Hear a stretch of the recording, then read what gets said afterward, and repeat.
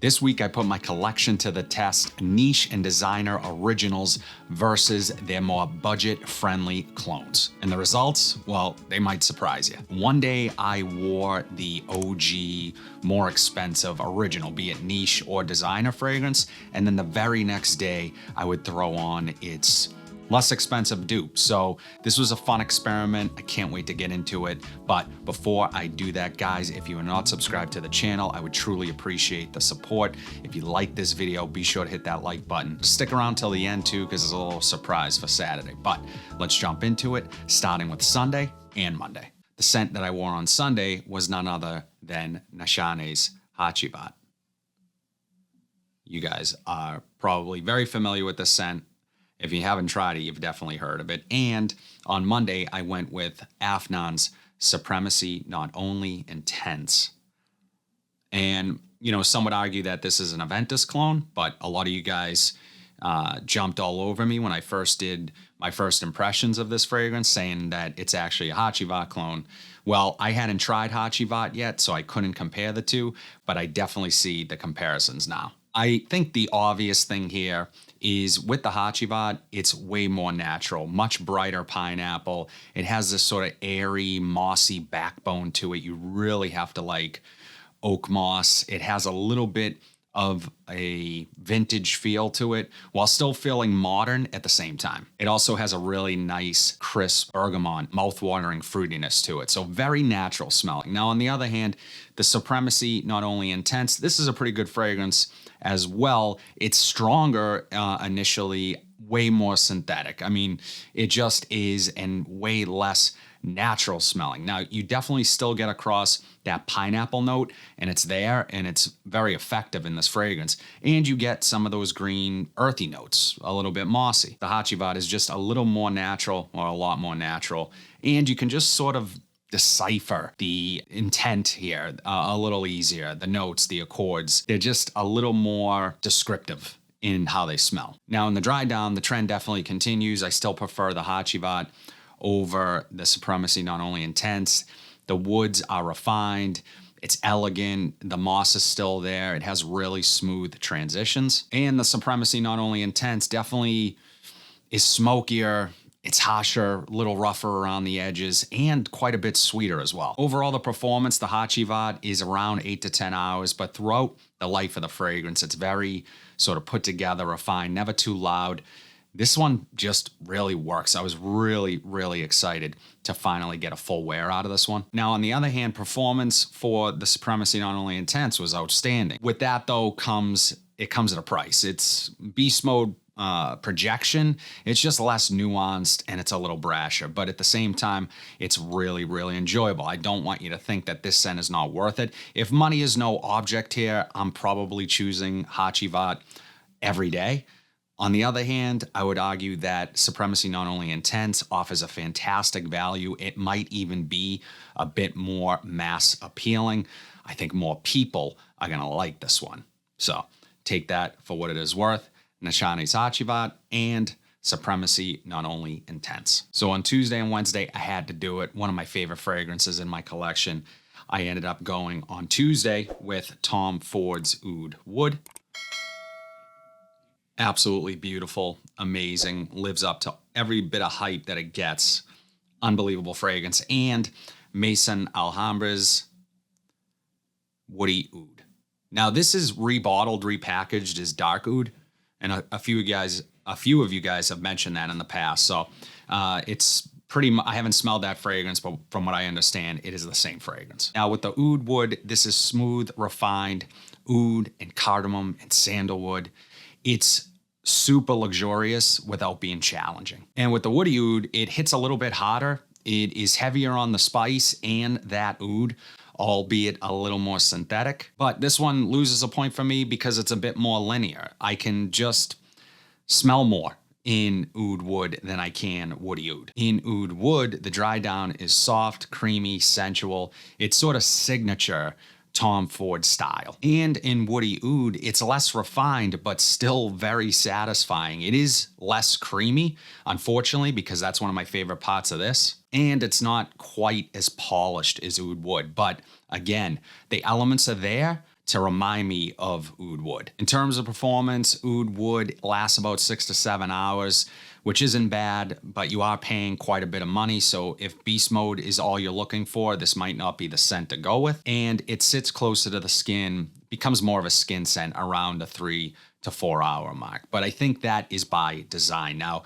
the Woody Oud isn't that much better, if I'm being honest. I mean, it performs a little better in terms of projection, at least initially. At the same time, it is less balanced overall and a little bit more of a watered down version, if you ask me, of the original. Oud Wood is refined luxury, and Woody Oud delivers that feel around 75% of the time. So you're going to get 75% of this fragrance in here for much less money. But again, money being no object, if I could and I have the means to do so, I'm always going to go with Oud Wood. But this is a really nice alternative.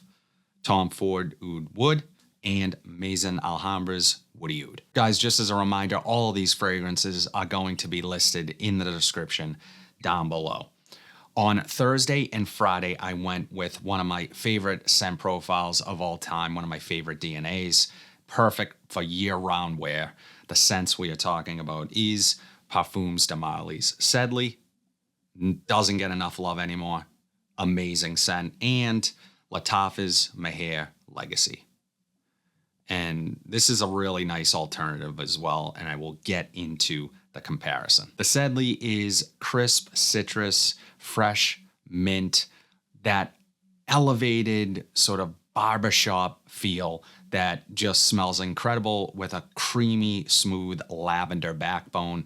Amazing, amazing fragrance. Maahir Legacy, on the other hand, is surprisingly close. It is a little bit sweeter, it's less airy, but all the elements of Sedley are there. I'm actually surprised how close they actually got to Sedley for the price point. Now, one drawback, at least in the overall scent DNA and profile, is that this does have a little bit of that Middle Eastern twang that I talk about. So if you can get past that, which it's not bad, it's just, you can tell the difference. It doesn't smell quite as refined as the Sedley. In the dry down, Sedley is smooth, sophisticated, creamy lavender sticks around, musky backbone, just everything you want in that sort of clean, fresh barbershop style fragrance. And again, in the dry down, Maahir Legacy does a really fantastic job. It's almost identical to Sedley. The only thing that really stands out is that the lavender isn't quite as smooth